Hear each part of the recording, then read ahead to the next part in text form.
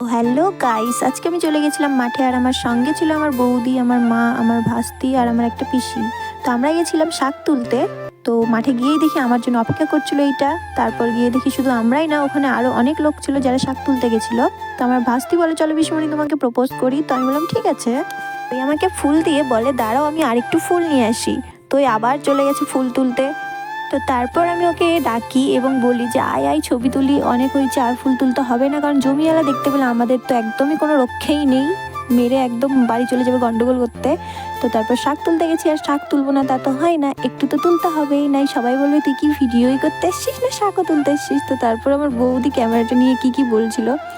So guys, আমার বৌদির এই পাগলামোগুলো ইগনোর করে একটু ভিডিওটা মনোযোগ দিয়ে দেখো, আর আবার জুতোটাকেও ইগনোর করো, কারণ আমি আমার বাবার জুতো পরে গেছিলাম, ওটাকে ইগনোর করো।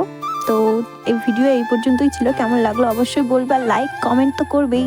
অনেক